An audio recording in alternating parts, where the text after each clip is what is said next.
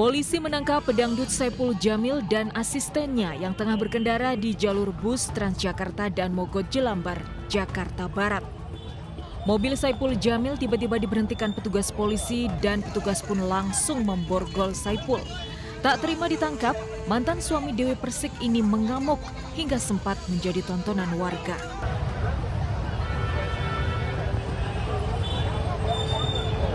Tadi kan mau keluar, sampai dia teriak, aduh Pak tolong saya dirampok. Udah kan ini, kan makin ini ya kan. Akhirnya keluar tuh, kalau sampai direjam, baru bobol. Jadi di sini keadaan macet kan ya, pada nonton, mau dimasukin lagi, susah banget gitu. Oh berontak-berontak ya? Lawan. Polisi langsung membawa Saipul Jamil ke Polsek Tambora, Jakarta Barat untuk serangkaian pemeriksaan tes narkoba. Pemeriksaan Saipul Jamil dilanjutkan di Polda Metro Jaya selama total 7 jam. Habis jalani tes apa nih Bang? Laboratorium. Laboratorium apa Bang? Dicek. Dicek apa aja Bang? Cek kesehatan. Oh, kesehatan. Termasuk rambut atau gimana Bang? Di mana Bang tadi? Polisi masih menahan asisten Saipul Jamil usai pemeriksaan tes narkoba. Dari Jakarta, Tim Liputan iNews melaporkan. Pemirsa, isak tangis mengiringi pemakaman almarhum Julian Dwi Setiono, masinis kereta komuter lain Bandung Raya yang bertabrakan dengan kereta turangga di jalur Petak Cicalengka, Haur Pugur, Kabupaten Bandung pada Jumat pagi. Almarhum dimakamkan di TPU Legok Astana, Cilame, Ngamprah, Kabupaten Bandung Barat, Jumat malam.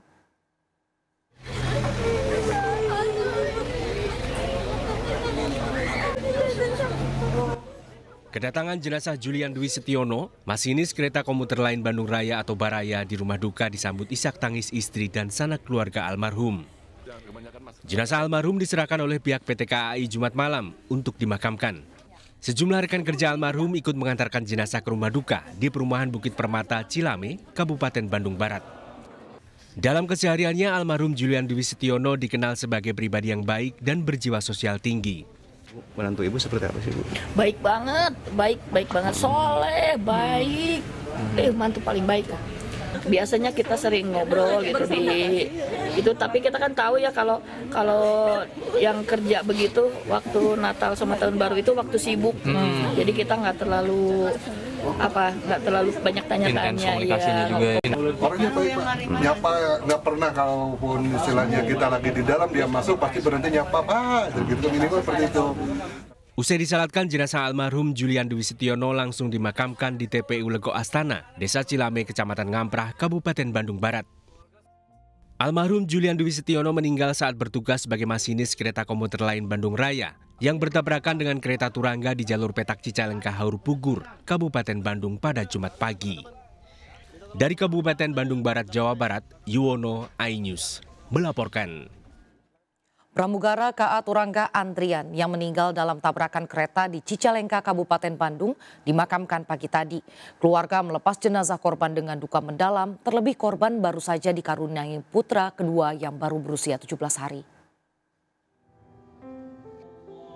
Duka mendalam keluarga mengiringi prosesi sholat jenazah almarhum Andriansyah, pramugara kereta turangga yang meninggal dalam kecelakaan kereta di Cicalengka. Jenazah almarhum disolatkan di Masjid Al-Mukarrom tak jauh dari rumah duka Sabtu pagi. Usai disolatkan, jenazah ayah dua anak ini langsung dimakamkan di TPU Balai Kambang, Desa Sukamaju, Majalaya, Kabupaten Bandung.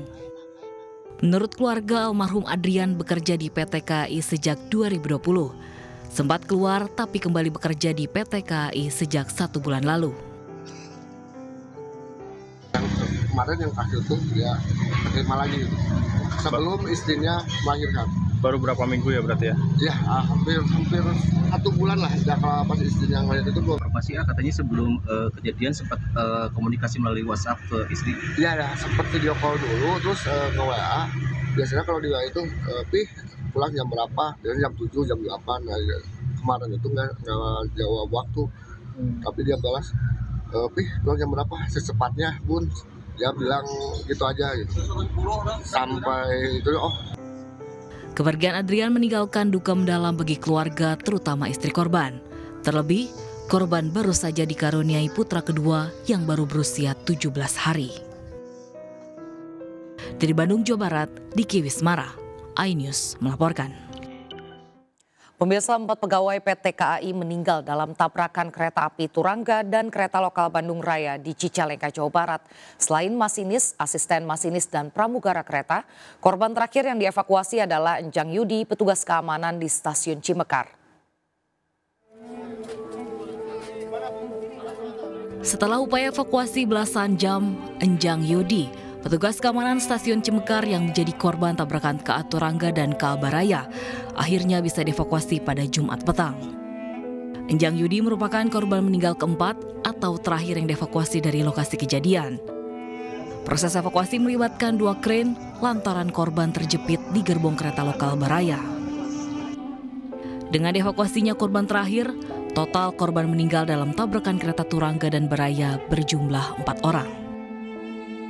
Yaitu masinis kereta Baraya Julian Dwi Setiono, asisten masinis kereta Baraya Ponisan, pramugara kereta Turangga Adrian, serta Enjang Yudi, petugas keamanan stasiun Cimekar. Total meninggal ada 4, yang pertama masinis dan asisten masinis, kemudian pramugara, yang kedua adalah security yang kebetulan seperti ini pulang atau istilah di kami luar dinas. Seluruh korban dibawa ke RSUD Cicalengka dan sudah diserahkan ke pihak keluarga. Proses penyerahan dari PT KAI ke keluarga diiringi isak tangis duka mendalam keluarga. PT KAI memberikan santunan khusus kepada pihak keluarga dan menawarkan anak dari keluarga para korban untuk bergabung bersama PT KAI. Dari Kabupaten Bandung, Jawa Barat, tim Liputan iNews melaporkan. Selain 4 korban meninggal, 29 penumpang mengalami luka-luka dalam tabrakan KA Turangga dan kereta Baraya Jumat kemarin. Para korban terluka sempat dirawat sementara di rumah warga sebelum tim evakuasi datang. Tabrakan kereta Turangga dan kereta lokal Bandung Raya di Cicalengka, Kabupaten Bandung mengakibatkan kerusakan berat kedua kereta. Dalam insiden ini, 4 orang pegawai PT KAI meninggal, sementara 29 penumpang luka-luka. Para korban terluka sempat dirawat sementara di rumah-rumah warga sebelum tim evakuasi datang. Ledakan juga gitu, tapi enggak terlalu keras, soalnya agak jauh. Terusan tapi kan keretanya kan masih jalan juga, udah ada bunyi juga, keretanya masih jalan. Ya ada yang keluar luka-luka gitu ya Bu ya? Ya ada yang luka gitu. Bu aja disuruh ke rumah, masuk rumah Bu.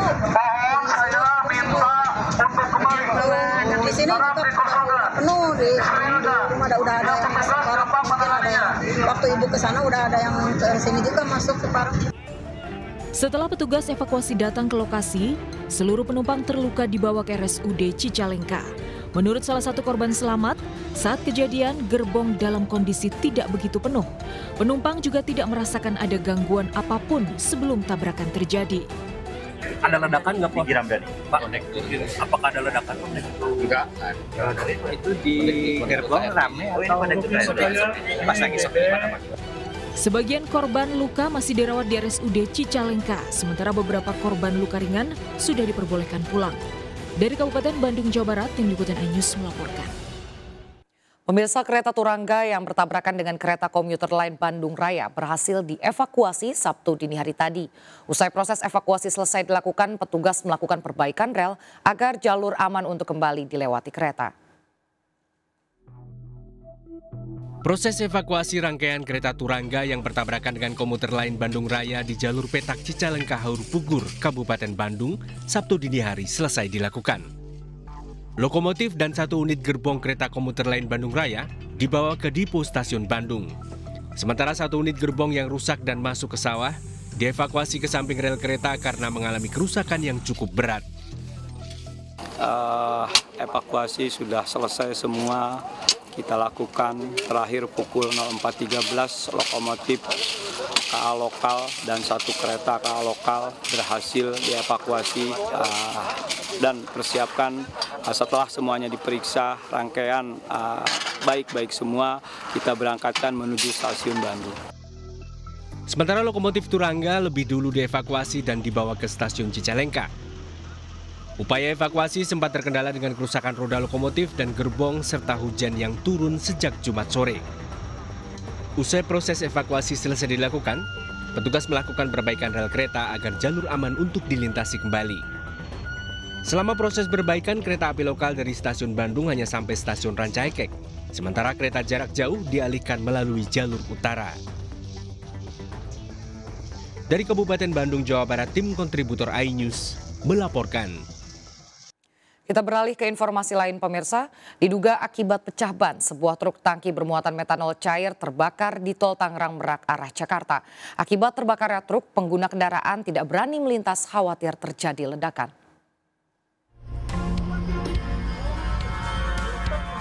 Truk tangki bermuatan metanol cair ini terbakar di kilometer 36 tol Tangerang Merak arah Jakarta Jumat sore.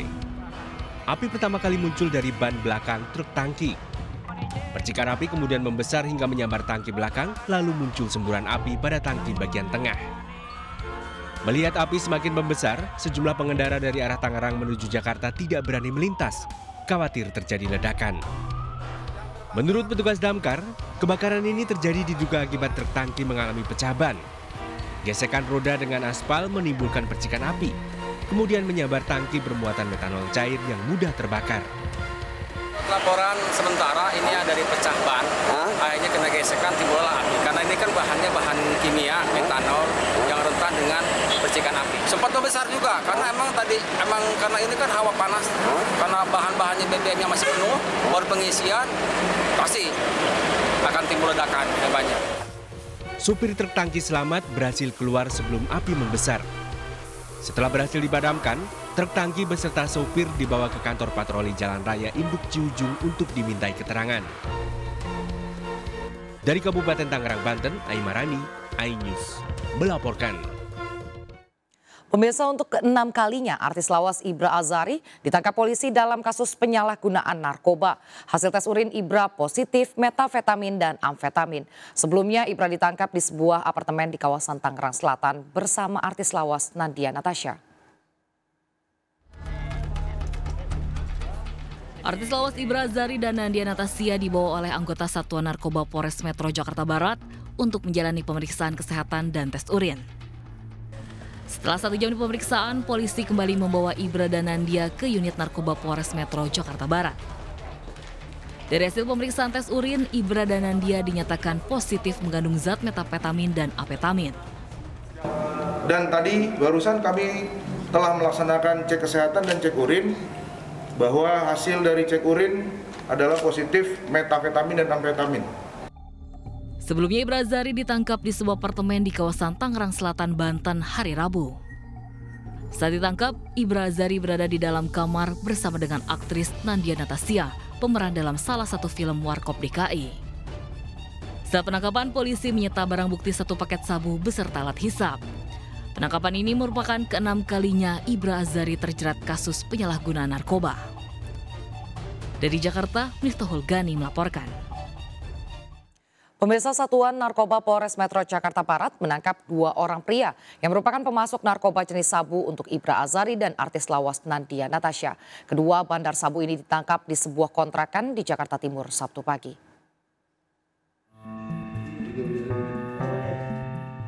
Anggota Sat Narkoba Polrestro Jakarta Barat menggeledah rumah kontrakan tempat tinggal ADR dan RZ di Jakarta Timur. Saat penggeledahan, polisi menemukan sejumlah barang bukti narkoba jenis sabu dan ganja. ADR dan RZ merupakan pemasok narkoba jenis sabu untuk Ibra Azari dan Nadia Natasha. Usai ditangkap, keduanya langsung dibawa ke Polres Jakarta Barat untuk diperiksa. Penangkapan bandar narkoba ini dari hasil pemeriksaan terhadap Ibra Azari dan Nadia Natasha yang sebelumnya telah ditangkap hari Rabu di sebuah apartemen di Tangerang Selatan, Banten. Telah berhasil mengamankan 2 orang atas nama ADR dan RZ.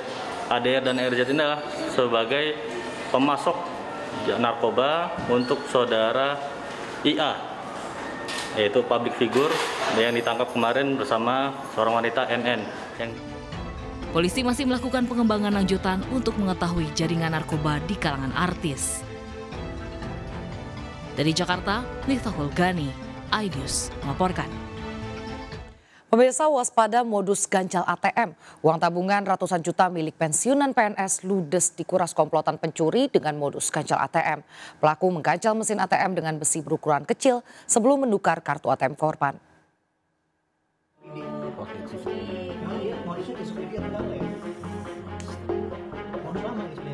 Seorang pria terekam CCTV mengganjal lubang mesin ATM menggunakan besi kecil di areal SPBU Jalan Sultan Agung Kedaton Bandar Lampung, Provinsi Lampung.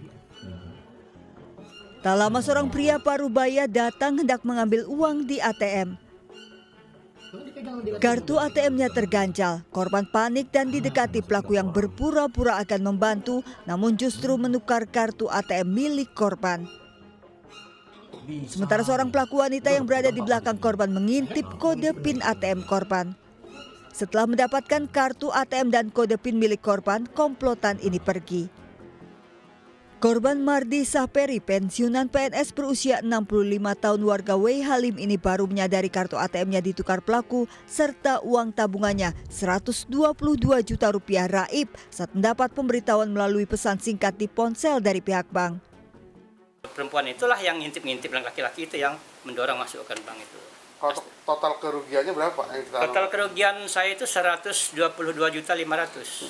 Sehingga memang terkuras betul saya. Jadi sampai saya waduh stres rasanya, Bang. Kasus ini telah dilaporkan ke Mapolresta Bandar Lampung disertai rekaman CCTV. Jika ada masalah saat bertransaksi di ATM, jangan langsung percaya dengan orang yang tak dikenal. Jangan memberikan nomor PIN pada siapapun. Sebaiknya periksa lubang ATM sebelum memasukkan kartu. Gunakan mesin ATM yang terdapat kamera CCTV. Gunakan ATM di dekat kantor cabang atau dilindungi petugas. Dari Bandar Lampung, Provinsi Lampung, Ruslan AS, iNews melaporkan. 6 orang satu keluarga melakukan penipuan terhadap puluhan warga di Polewali Mandar, Sulawesi Barat hingga miliaran rupiah. Modus pelaku menggadaikan sawah yang ternyata fiktif alias bodong. Sindikat penipuan ini didalangi seorang wanita.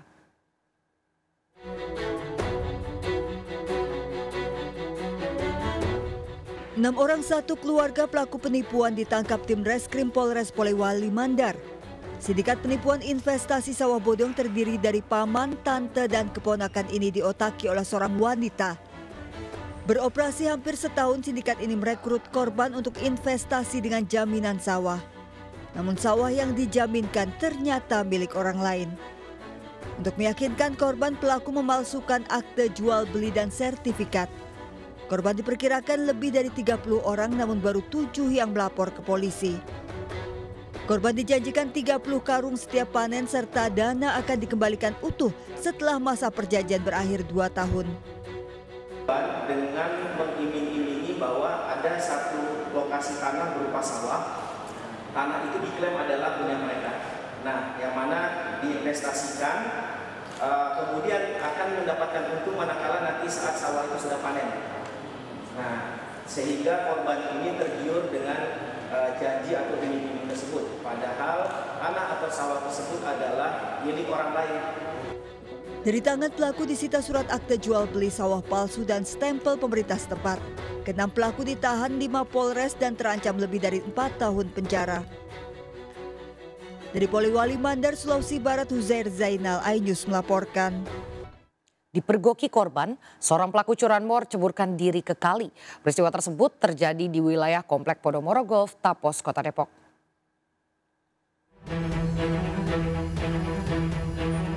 Dua pelaku berboncengan sepeda motor mengincar motor korban terparkir di wilayah Komplek Podomoro Golf, Tapos, Kota Depok, Jawa Barat.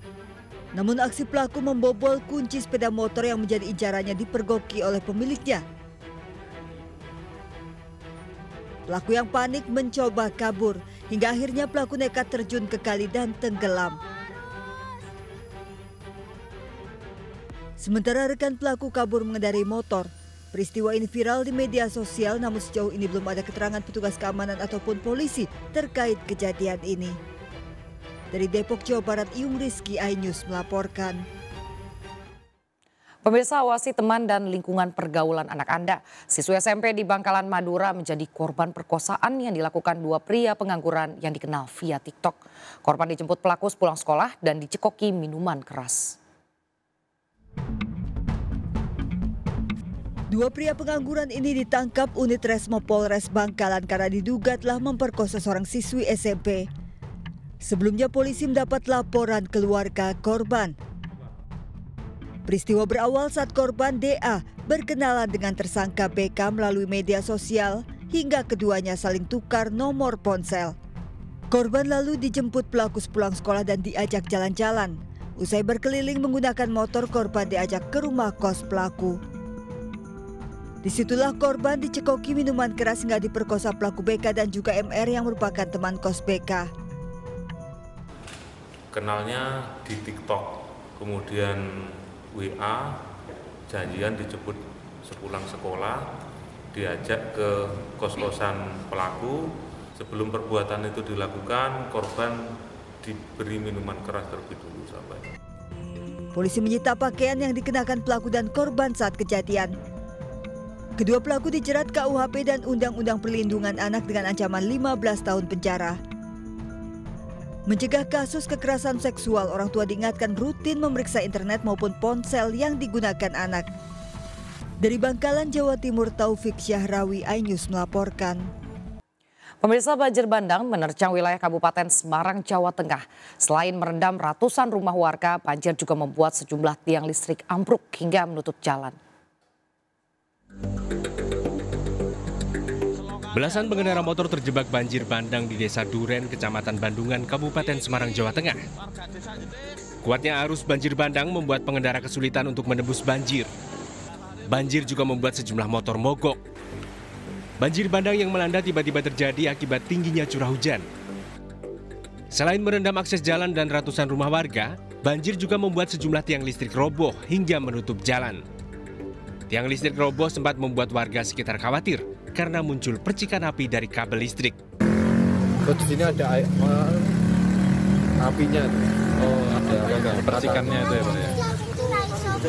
Jadi saat ini listrik di sekitar ini padam. Langsung kita telepon pihak yang berwenang, langsung disuruh memadamkan.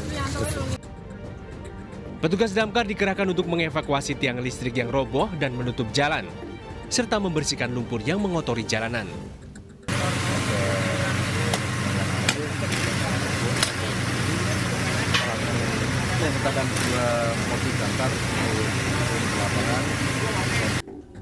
Selain di Kecamatan Bandungan, banjir juga mengenangi permukiman warga di Kecamatan Ambarawa akibat luapan Sungai Bejalen. Dari Kabupaten Semarang, Jawa Tengah, Lurisa Lulu, iNews melaporkan.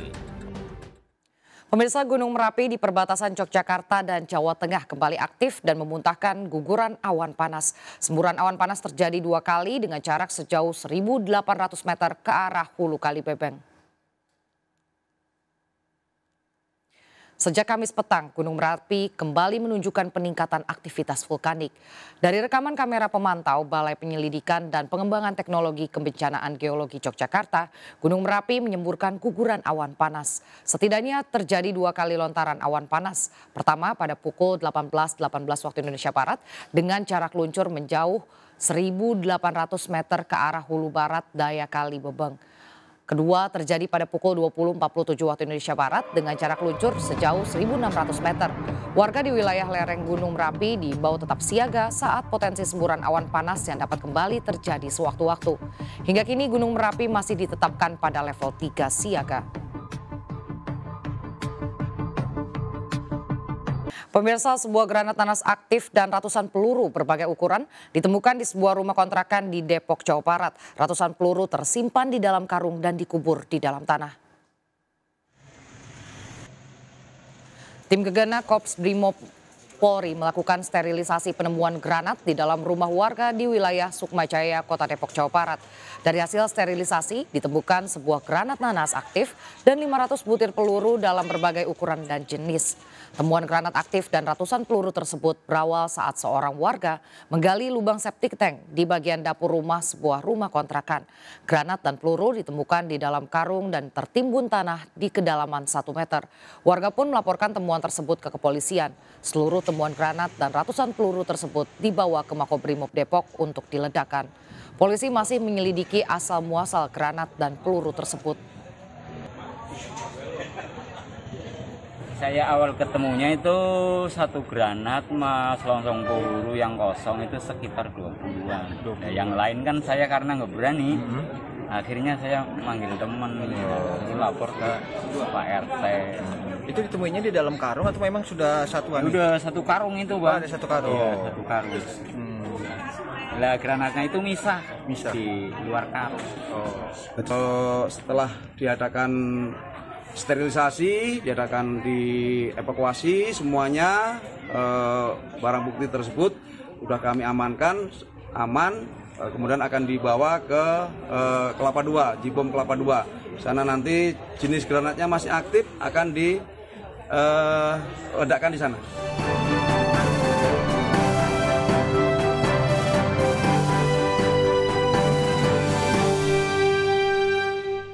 Calon Presiden nomor urut 1 Anies Baswedan melanjutkan kampanye Pilpres 2024 dengan menyapa warga dan tokoh agama di Tasikmalaya, Jawa Barat. Dalam orasinya, Anies kembali mengajak masyarakat bertekad bulat menjadi bagian dari gerakan perubahan menuju Indonesia yang lebih adil dan makmur.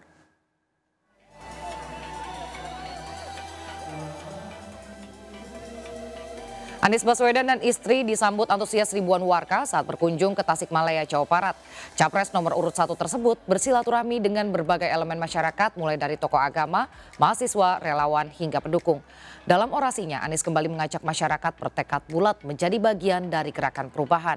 Antusiasme publik Tasikmalaya merupakan cermin rakyat menginginkan perubahan lewat pemilu pada 14 Februari mendatang.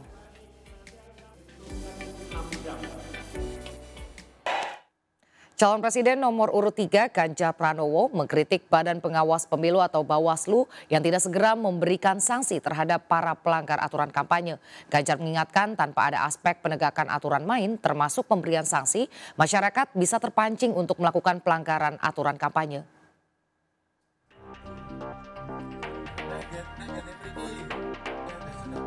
Calon Presiden nomor urut 3 Ganjar Pranowo mempertanyakan sikap Badan Pengawas Pemilu atau Bawaslu yang tidak segera memberikan sanksi terhadap para pelanggar aturan kampanye pemilu. Kritik tersebut disampaikan Ganjar saat menggelar safari politik di Blora dan Rembang, Jawa Tengah. Di hadapan ribuan relawan, mantan Gubernur Jawa Tengah tersebut mengingatkan tanpa ada aspek penegakan aturan main termasuk pemberian sanksi, masyarakat bisa terpancing untuk melakukan pelanggaran aturan kampanye. Kepercayaan publik atas pemilu yang jujur, adil dan demokratis juga bisa tergerus. Mari kita semuanya jaga ketentuan, ikuti aturan agar tidak ada kejadian seperti yang ada di Boyolali. Jadi kalau kemudian kita disakiti, pasti kita akan melawan. Ya. Tapi kalau kemudian kita bikin gara-gara, ya kita harus minta maaf ya. Dan kita bukan tidak bisa ditindak loh, kita juga bisa ditindak. Maka ikuti aturan dan jangan bikin persoalan. Tapi kalau kita dihalang-halangi, tabrak saya bilang. Ganjar Pranowo ingin ada realisasi dalam pengawasan jika terjadi pelanggaran sehingga masing-masing paslon dapat berkampanye dengan cara masing-masing. Seluruh pemangku kepentingan termasuk ASN harus berkomitmen menjaga netralitas dalam pemilu sehingga pemilu terlaksana dalam bingkai integritas dan bermartabat. Dari Blora dan Rembang, Jawa Tengah, tim liputan melaporkan. Ratusan warga dilibatkan dalam peliputan surat suara pemilu 2024 oleh KPU daerah Mandailing Natal, Sumatera Utara. Sebagian besar adalah ibu rumah tangga yang ingin memperoleh penghasilan tambahan untuk keluarga.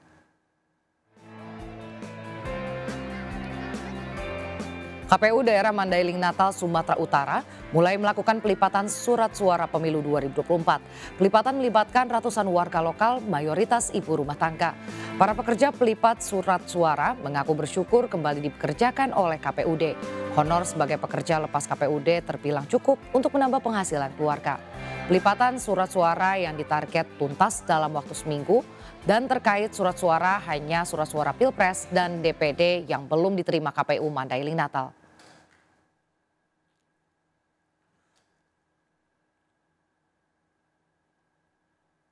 Udah berapa kali nih? Kepedulian Partai Perindo terhadap masyarakat kembali ditunjukkan melalui para calegnya di berbagai daerah. Seperti yang dilakukan caleg DPR RI Dapil Jawa Barat 2 Partai Perindo yang menggelar bazar murah minyak goreng di Kabupaten Bandung Barat, Jawa Barat. Caleg Partai Perindo untuk DPR RI Dapil Jawa Barat II, Abdul Holik Ahmad, menggelar bazar murah minyak goreng dan susu murni untuk masyarakat wilayah Kecamatan Lembang, Kabupaten Bandung Barat. Bazar yang digelar Ketua DPP Partai Perindo bidang keagamaan ini mendapat sambutan hangat masyarakat di tengah tingginya harga sejumlah kebutuhan pokok. Kegiatan ini menjadi sarana sosialisasi dan dialog serta menyerap aspirasi masyarakat. Nah, saya kira dari apa yang tadi diharapkan dari masyarakat, kita bisa menangkap bahwa pertama masyarakat memang menginginkan yang namanya bahan pokok itu tetap murah dan bisa dijangkau. Kemudian yang kedua adalah akses pendidikan harus terbuka luas bagi masyarakat. Sementara itu di Cimanggu, Kecamatan Ngamprah, warga juga rela antri demi mendapatkan minyak goreng murah yang bisa ditebus seharga Rp5.000 per liter. Tebus murah minyak goreng ini menjadi bentuk perhatian Abdul Holik Ahmad terhadap kebutuhan masyarakat. Ya lumayan lah, buat seminggu atau lebih. Ini biasanya kalau beli di warung berapa? 13-14. Ini terbantu ya dengan? Iya, terbantu, sangat terbantu. Dalam kegiatan bazar murah ini, caleg Partai Perindo juga mensosialisasikan program dan visi misi Capres-Cawapres Ganjar Pranowo dan Mahfud MD kepada masyarakat. Tim Liputan iNews melaporkan.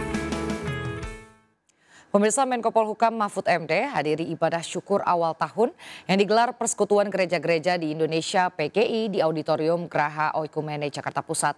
Mahfud MD mengajak masyarakat untuk kian meningkatkan persatuan dan toleransi dalam berbangsa.